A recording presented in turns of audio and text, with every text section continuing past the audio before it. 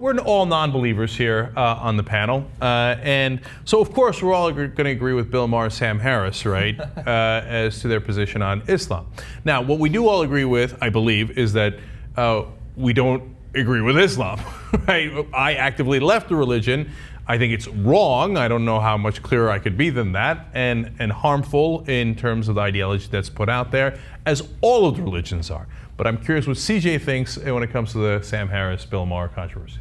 Yeah, I mean, there's been a lot of coverage on the blogosphere and so forth about Affleck's comment, him being gross and racist and comments. My concerns go deeper than that. I believe he's dangerous. I believe it's as dangerous as, well, imagine having Sam Harris as President of the United States with access to the nuclear launch codes. That is no different to the fear of having Sarah Palin in charge of the nuclear launch codes. Wow. Bill, this is a guy that has a binary worldview, us versus them, good versus bad, has already said that would support possibly a nuclear first strike on the Arab world, has already said that it's justifiable in some instances that you may kill people for just having bad ideas. Now, think about that for a moment. Where has that happened before in the past in history? Soviet Union. Mao Zedong, when he invaded Tibet, said to the Dalai Lama there, religion poisons everything and we're going to kill all the religious people. Bill Maher and his acolytes are as historically and culturally and geopolitically ignorant as any Christian fundamentalist that you will ever meet. Wow, I'm surprised at the degree of your comments. Yep. I've gotten a lot of heat for comments, a lot less than that. Okay, so let's talk that through for a second. Now they would say, the defenders say, because I know that they say it to me all the time, no, you guys are being unfair to Sam Harris and Bill Maher. They're just saying that Islam is wrong, which you guys as atheists and agnostics agree with. Yeah. And they're not saying all Muslims are bad. You guys are wrong about that, right?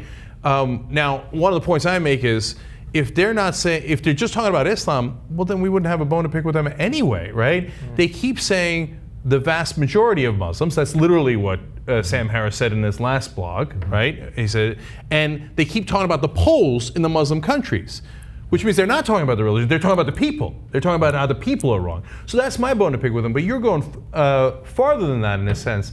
Like, do you, why do you go that much farther? What do you think? Because they really do see the world that if you don't believe in their way, if you don't believe in the Enlightenment and the progress of science and non-belief, then you're somehow ignorant and retarded. And they really believe firmly, these new atheists, not atheists in general, there's a lot of atheists who are quite nuanced in the way they see the world, but they see the world, if only we can get rid of Islam and radical religious ideologies, and the world is going to be a better place. For them, they're ideally suited for people that question why bad things happen in the world. Well, our answer is a bumper sticker. It's Islam, and if we get rid of all of that, then the world will be eradicated of its problem. They take no look into the socio-economic, geopolitical factors which give rise to radical Islam. Radical Islam is only a response to the vacuum that we've often left in these countries by overtopping secular governments, and by arming these regimes with our arms for oil programs, which basically Saudi Arabia is a classic example, and that's where the most radical strain of Islam comes from. Now, with Saudi Arabia, we get 25% of our oil needs from that country, cheap oil. Now, we put 44 military bases in that region for the sole purpose of getting access to that oil. We arm this regime with $55 billion per year in arms sales to the Middle East, which goes to these autocratic regimes. Now, once we arm these regimes, it's for the purpose of these regimes twofold: to protect invasion from their neighbours, and to also, so the ruling elite, these autocratic regimes, have total control of the oil wealth. That wealth is not shared with the people of their country. So you have 35,000 Saudi princes who every month receive almost $50,000 per month for just being alive. That's their monthly go piss it up a wall money. Whilst the rest of the country is living in impoverished socioeconomic conditions with no hope, And they know that the reason that their economic conditions are that way is because they see our fucking military bases in there. They know we're addicted to the oil beneath their feet. We know we're there to dominate the land they stand on. And by looking at our bases, they know that we're there to stay. That's the reason why they hate the West. It has nothing to do with any scripture or anything that's written in the Quran. And the most exhaustive studies, and this is the irony I love, that I've written extensively for Sloan and Middle East Eye on this, on why Sam Harris and Bill Maher are dangerous and so forth. And you cite the most scientific evidence. The University of Chicago has looked into every act of suicide terrorism since 1980 to 2010. 95% of all suicide terrorism attacks have nothing to do with being religiously motivated. They're motivated by revenge, altruism even, but 95% of these attacks are against an occupying force. An occupying force being us. It is no coincidence that 17 out of the 19 hijackers of 9/11 were Saudis. It wasn't because they were fundamentally religious nuts. They all downloaded porn and had sex with hookers and drank beers the night before 9/11, but they were so determined and so hyped up to get our bases out of Saudi Arabia, and that was the action they were prepared to take. And they saw that as an altruistic act. So the conventional wisdom on this, I think, is actually unfortunately on Sam Harris's side, where they say, look, yes, the Bible has terrible things in it. We've quoted it a lot. Murder everybody that doesn't agree with you. Basically, that's unquestionable. Read the Bible, Leviticus, Deuteronomy, etc. Right? That's also, by the way, in the Old Testament, and hence the Torah, the first 5 books of the Old Testament. But they say that's okay because Christianity got past that 600 years ago. You're right about the Crusades, but we haven't done anything bad in 600 years. Okay, kind of, right? But Muslims have the same kind of terrible stuff in the Quran, kill the infidels, etc. And they also have good stuff, but they, choose to ignore that. But they would say to you, "Come on!" Right? They scream it to me, "Come on!" Right? Yeah. It's obvious that the Muslims are using that literal interpretation of the Quran more than the Christians are to commit more acts of violence. So, do you agree or disagree with that part? Well, but when someone like Sam Harris points out these cherry-picked verses and says these are the verses that are motivating radical Islamists like Bin Laden or Zarqawi or anything, well, you're basically validating their position. You're basically validating their extremist position by saying, here, the Quran justifies our action, which is dangerous in rather saying to the other 99.9% of Muslims in the world that have no desire to set up an Islamic caliphate, that actually have no desire to impose Sharia law in any of these countries. And this is what I hate about Sam Harris. He'll take a cherry-picked verse out of the Quran and then he'll cite some poll that he does not understand or is flawed or skewers it, and he goes, there you go.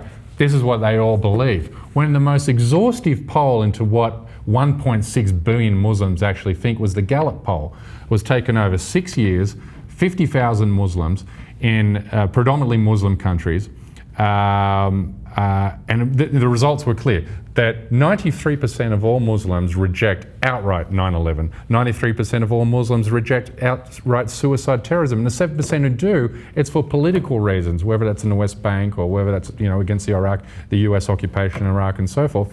And a majority of Muslims actually don't want religious leaders to shape their constitutions if they had a choice in shaping the constitution at all. And the concerns they have in these countries are almost identical to the concerns we have in Western countries. So, these sweeping generalizations lead to dangerous places that by calling for a utopian ideology that gets rid of all these places that our problems will be gone, it turns them into subhumans, and it makes it easier for us to inflict or impose our neoconservative ideas in the Middle East and justify these resource-based wars.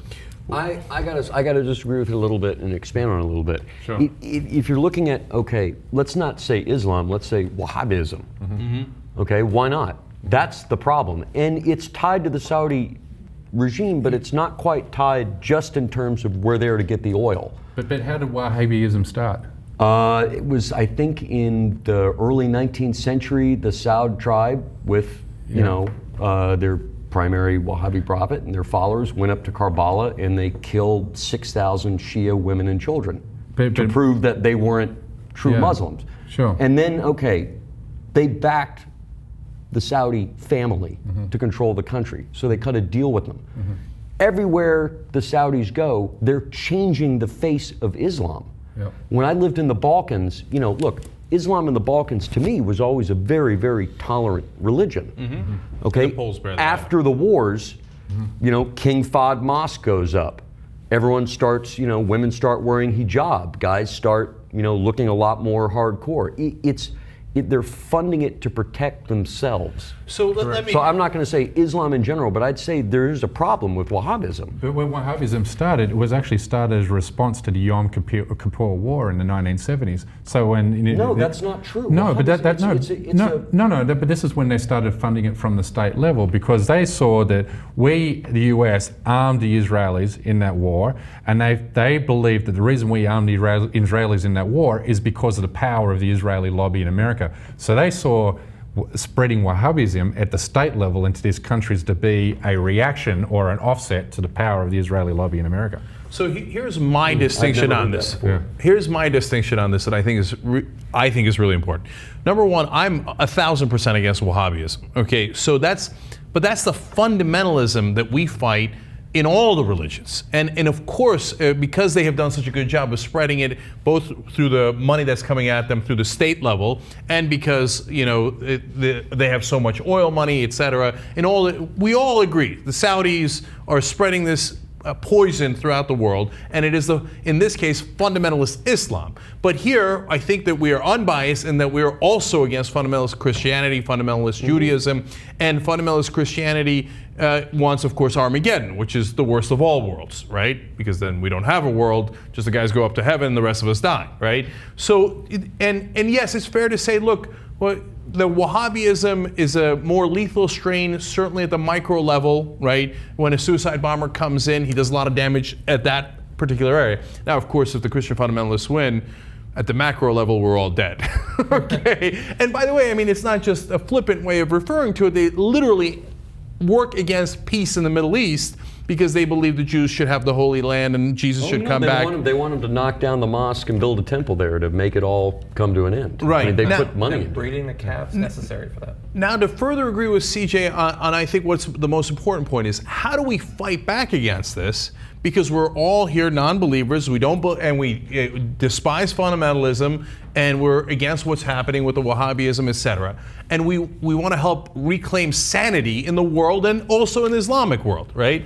So you don't do it by generalizing as they do for the vast majority of Muslims, and I'll cherry pick polls, whatever it might be, so that you alienate Muslims, because what they're hearing from you, very understandably so, because that's basically what you're saying, Muslims are the worst. They say, and Sam Harris often says Islam is the worst. Okay, look, you can make quality judgments on which of the ridiculous religions is slightly worse, right? Christians are beheading people in Cameroon right now. Yeah. And Buddhists are beheading people in Myanmar, right? But they say, no, the Muslims behead more people. But it's one thing to say, hey, look, here are my specific problems with the religion and the ideology. But when you start citing the polls and saying most Muslims believe this, well, that is the beginning, if not the end, but certainly the beginning of bigotry, where you've done several counterproductive things, right? One, you've alienated all Muslims because you just told them, you guys, out of all the religions, out of all the terrible things in the world, you guys are the worst. You guys are the worst. They're not going to listen to you after that. The second thing you've done is you've told the Americans and the West, you're right to keep bombing them. Absolutely, and that's what we do, and that's what Sam Harris and Bill Maher do. They're critical of whilst extolling our own virtues on the rest of the world, and we become uncritical of ourselves. And if we don't look at how our foreign policy creates the vacuum for Islamic fundamentalism to thrive, then we're never going to correct this. We're never going to, and you said, well, what do we do about it? There's some solutions you can do. You can go back to the the Offshore Balancing Act that we did prior to the invasion of Iraq in '03, where we kept carriers in the Gulf rather than having physical military bases, on land. These type of things. We look for alternative fuels, which are a longer way down the road, but we have to acknowledge that we're the ones creating this economic underclass in these regions. We're the ones who are destabilizing these states, these fictitious states that we drew up with our own borders, after World War I. So, but when Sam Harris says Islam is the problem, it makes Americans believe that, we have nothing to do with them. They're the bad guys. We need to go over there and sort their shit out. Right. Well, conflict breeds extremism. Yeah. I mean, like everybody said, oh, how could you ever have thought about arming the Syrian opposition? Well, if you would have armed them a couple years ago, you probably wouldn't have ISIS. It's the same way in Bosnia. Once people started targeting Muslims, they weren't very religious folks, but at the same time they thought, well, these guys from Iran are here, they're going to save my life. They're going to fight for me and save my life. Or this guy from Yemen's here, he's going to save my life. Because the Europeans didn't care what the Serbs did to the Bosnians. They could care. They're like, a Muslim state in Europe? No way. Do whatever you want. I mean, that's what happened. Once you have war and chaos, it's too late. Fundamentalists are far more likely to win, because in the midst of that chaos, who's going to win? The guy who's most violent, the most vicious. I think we're talking about mostly the Muslim states, but perhaps for some people watching, if we can bring it back to a Christian context, maybe that'll help a little bit. But how religious did we get after 9/11? A lot more religious Or as a country. look at Germany. Germany was defeated in 2 major wars. We treated them very differently after the first than we did after the second. We imposed economic sanctions and limited their ability to defend themselves after the first, and it bred extremist political parties. After the second, instead, we economically helped them to redevelop, and they became one of our longest standing political and economic allies. The idea of doing that in the Middle East seems incomprehensible to us, investing in them a la the Marshall Plan, but in the long run, it might pay off far more. And so when they say the ISIS and the radicals, et cetera, represent the majority of Islam, right? CJ is right. They're ironically also helping ISIS by giving them credibility and saying, yes, those guys are the real Islam. No, don't do that. Don't do that. That's so counterproductive and stupid. And then finally, look, it's when we have occupation or perceived occupation wherever in the world, whether it's the Tamils in Sri Lanka, whether it's the Catholics in Northern Ireland, how do they react? They react with violence, they react with terrorism, to CJ's point that it is largely political. When they are greatly frustrated and feel that they have no power, what do? They resort to terrorism. It has happened all throughout the world. And the Japanese did suicide bombings, they did kamikaze because they were losing. If they thought they were winning, they wouldn't have gotten to the kamikaze route, right? Because it was out of desperation. And they would, because the planes are the things they had left, and they would run them into the aircraft carriers. If we're going to talk about suicide, think about every World War II movie you grew up watching as a kid where Jimmy's been shot. Here's a grenade, Jimmy. Let it off right when they're about to save you. Take off. I mean, you know. Or sending in a bomber that you know is going to be shot down so they can destroy a factory before it is. So the problem is that the Muslims in this world, in the current context that we're in, feel that they are desperate, right? The Palestinians are occupied. There's one Middle Eastern invasion after another by the West, and in that great frustration, they then turn to the bad parts in their text, as Christians have throughout time and continue to do sometimes today. Same with the Jews, etc. They turn to that text out of desperation, and go, well, okay. Maybe this is the answer, so I'm going to go do this. The problem isn't the text, because we all have terrible texts. I'm not defending the text. I'm saying we all have to, Christians, Jews, Muslims, it's all terrible, it's all wrong, and it's all bathed in violence. They resort to it when they are desperate, and saying you're all the worst compounds that desperation, makes them feel more isolated, more alone, and like, oh, the West hates us, so we might as well go and do this. And the simple solution is economic liberalism, and liberalism is where you meet the economic needs of a people. There's no, it's not, the 9 most religious states in America are also the 9 most porous states in America. Where Islamic fundamentalism thrives in America is where there's a total collapse of civil society and a total collapse of economic liberalism. Turkey or Indonesia are the least most fundamentalist Islamic because they're doing well to meet the economic needs of their people. Now, if you want to get rid of the Christian right in this country, well, you need economic liberalism, which in this country it's the complete opposite. And that's why religious fundamentalism thrives here and it doesn't thrive in Australia, Canada, and Western Europe, because we have healthy liberal democracies in these countries. Because you have a social safety net in those countries, and in this country that does not exist. No. So if you're in the South, your chance to get a meal if you're poor is from the church. Your chance to get help is from the church. So you're pushed in. When you're economically desperate with no jobs and debt and so forth and no opportunity, you are pushed into far right-wing ideologies. And that's where they take hold, whether that's Islamic extremism or it's Christian fundamentalism.